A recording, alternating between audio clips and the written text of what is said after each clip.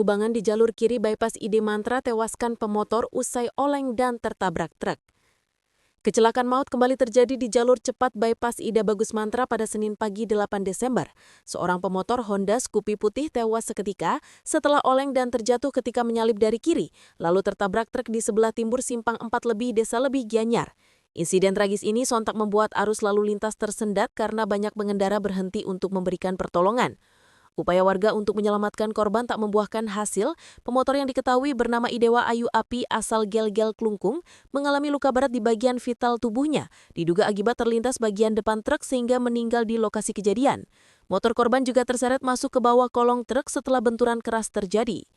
Kanit Gakum Satlantas Polres Gianyar Ibda Wayan Wijaya menjelaskan bahwa kecelakaan berawal saat truk yang dikemudikan Ika Deksara dari Sebudi Karangasem dan sepeda motor korban melaju dari arah timur menuju barat di jalur lambat. Situasi berbahaya terjadi ketika korban mencoba menyalip dari sisi kiri. Di bahu jalan terdapat lubang cukup dalam. Korban diduga kaget saat roda motornya masuk ke lubang itu sehingga kehilangan keseimbangan. Ia terjatuh tepat di depan truk dan pengemudi truk tidak sempat menghindar.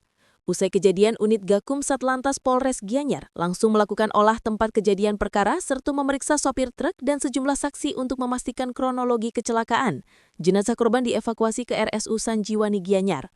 Pihak kepolisian kembali mengingatkan masyarakat, khususnya pengendara roda 2, agar lebih berhati-hati dan tidak mengambil jalur kiri jika kondisi bahu jalan rusak atau berlubang.